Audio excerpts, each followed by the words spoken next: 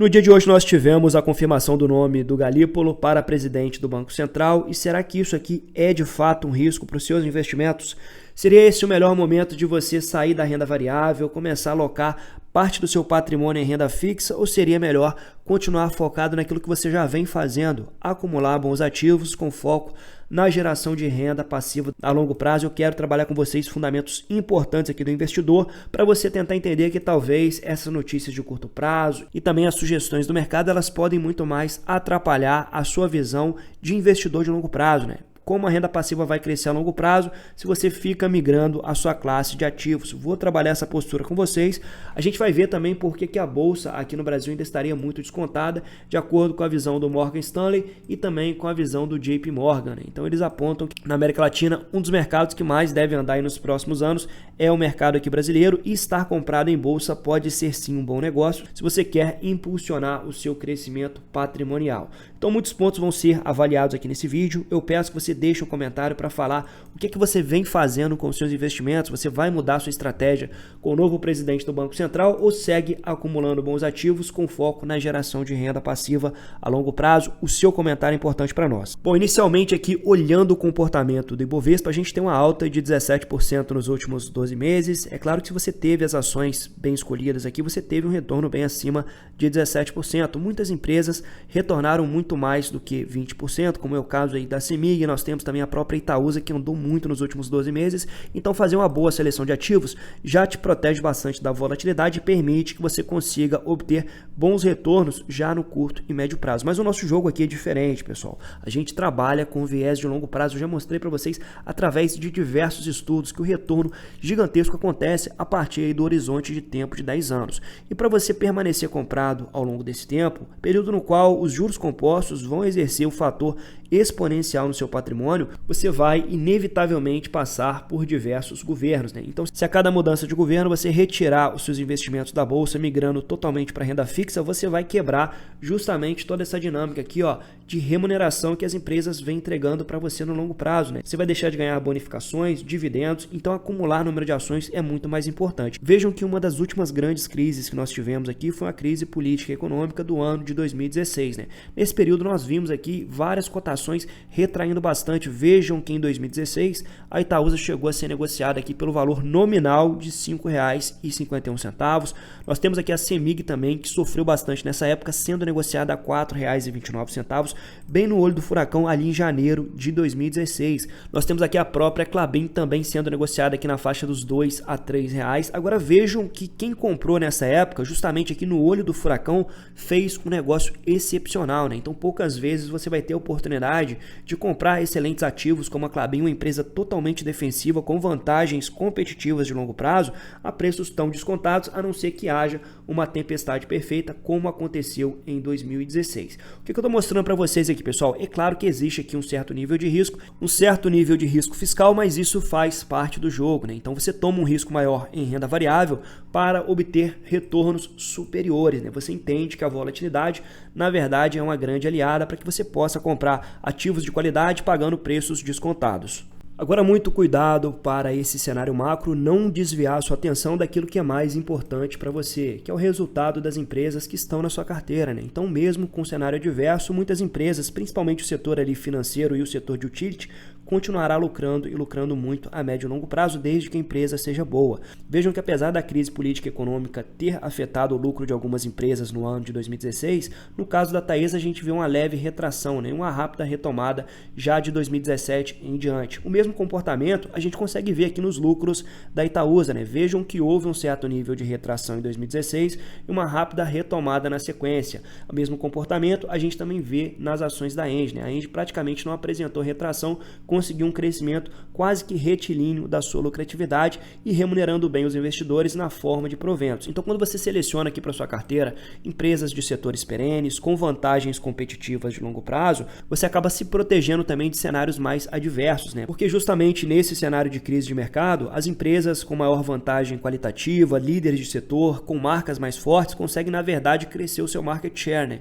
As empresas menores elas tendem a passar por maior dificuldade e as maiores vão consolidando o mercado mercado nesse cenário, né? Muitas vezes dando até início a um crescimento inorgânico. Então é importante você escolher empresas com vantagens competitivas, dando prioridade para setores perenes e entendendo também que esse ciclo aqui acaba abrindo excelente oportunidade, pois como eu mostrei para vocês, o lucro da Itaúsa quase não retraiu no ano de 2016, entretanto, a cotação nominal vinha sendo negociada abaixo de R$ 6. Então quem tinha dinheiro em caixa aqui conseguiu construir uma excelente posição dentro de Itaúsa, comprando um ativo com altos níveis de qualidade no olho do furacão com desconto excessivamente elevado no valor intrínseco desse ativo. De lá para cá, esse investidor poderia ter nadado aqui de braçada nos dividendos que acumulou nos anos subsequentes. Então entenda que existem ciclos de mercado, o cenário macro ele pode muitas vezes trazer um certo nível de estresse para o mercado, mas lembre-se que o investidor de longo prazo investe para a janela de tempo de décadas. Então você vai passar por essa volatilidade e tem que utilizar esses momentos aqui para reforçar a posição.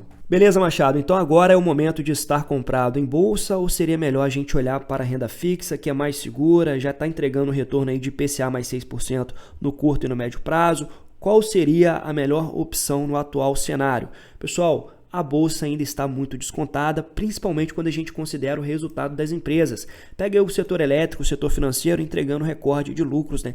Crescimento dos lucros, expansão de margem. A gente vê uma geração de caixa muito forte no setor elétrico. Tudo isso vem demonstrando que, além da bolsa estar barata no cenário atual, o PL projetado para o próximo ano ainda é um PL muito descontado.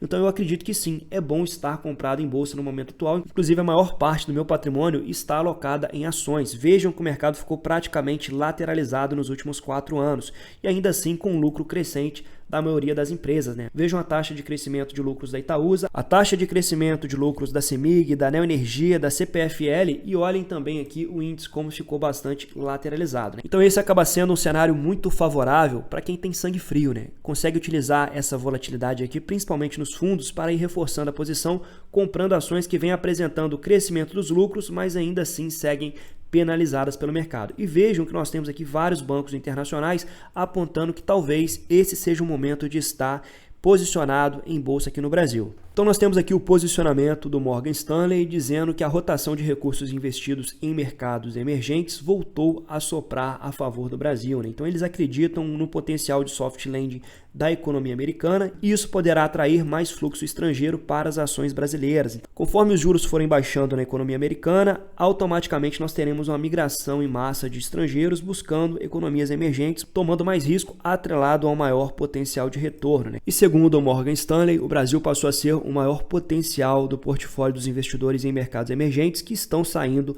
da China e do México, né? Então a gente percebe claramente aqui que existe um potencial a ser destravado. Aqui nós temos o JP Morgan, mais um banco americano, bem otimista aqui com a performance da nossa economia. Vejam vocês que o JP Morgan aponta que a América Latina como um todo deverá ter um certo nível de expansão nas suas economias, mas que o Brasil deverá ter aqui uma performance surpreendente. Então, com a última leitura do PIB divulgada pelo IBGE, o Morgan Stanley aponta que o crescimento do Brasil é particularmente surpreendente, uma vez que esta economia poderá crescer perto de 3% pelo segundo ano consecutivo, uma taxa média de crescimento que supera os outros países da região em 2023 e 2024, se estivermos corretos. Então percebam que existe aqui uma margem para erro, mas de uma forma geral as empresas vêm reportando bons lucros, né? Principalmente o setor financeiro. Pega aí o resultado do Banco do Brasil, do Itaú, o Santander, o próprio Bradesco já dando claros sinais de recuperação e tudo isso pode indicar um forte crescimento dos lucros e dos dividendos a serem distribuídos nos próximos anos. Por fim, nós temos uma matéria recente do Guilherme Aché dizendo que agora seria o momento ideal para estar posicionado em bolsa. Segundo ele, tem que investir quando está barato e não quando você acha que vai subir, né? Então, de acordo com a leitura de mercado, ele aponta que diversos setores estariam muito abaixo ali do seu preço sobre lucro histórico e, segundo ele, hoje nós temos um valuation muito parecido com a crise política e econômica de 2016 do governo Dilma, entretanto com risco muito menor no radar, né? Então, para ele, agora seria o momento de estar bem posicionado no mercado. Entretanto, nós temos aqui um certo ponto de inflexão a respeito de uma elevação dos juros. Vejam que nós temos vários tipos de opinião aqui. Temos economistas falando que o Banco Central não deveria aumentar a Selic agora. Entretanto, nós temos aqui o BTG falando que subir juros pode ser benéfico para o Brasil. Então, não existe um consenso no mercado a respeito da elevação na taxa de juros. Mas eu fico com o argumento aqui do Guilherme Aché, que seria irrelevante, né, aumentar ou não os juros quando você olha para o múltiplo das empresas e empresas que estão entregando aí crescimento dos lucros. Por fim, acima de tudo e mais importante, olhando para a performance dos grandes investidores, tanto lá fora quanto aqui dentro, a gente vê que esses investidores eles carregam as ações ao longo de anos, de décadas. Então, o curto prazo para você não faz tanta diferença, você tem que focar em acumular bons ativos. Analisa o fundamento das ações, vai acompanhando os resultados e vai reforçando a posição sempre que o mercado te der as oportunidades. E se você está meio perdido com essas notícias de mercado que falam que existe uma nova crise pela frente, que agora seria o momento de migrar para a renda fixa, eu te convido a fazer parte da nossa comunidade aqui. É acesso a muito conteúdo, né? Material para auxiliar a sua análise, vídeos exclusivos e a nossa comunidade no WhatsApp, onde a gente acompanha diariamente as principais informações divulgadas no mercado. Eu trago sempre uma análise racional pé no chão para ajudar principalmente o investidor iniciante a tomar melhores decisões aqui no mercado financeiro. Por fim, lembre-se que nada vence aporte e tempo, né? Então, o fator exponencial da fórmula dos juros compostos é o tempo. Permanecer comprado em boas ações é que vai fazer o seu patrimônio crescer de maneira abundante a longo prazo. Lembrando que é preciso fazer uma seleção competente de ações, evite pagar muito caro nessas empresas, procure comprar com certa margem de segurança para aumentar o seu potencial de retorno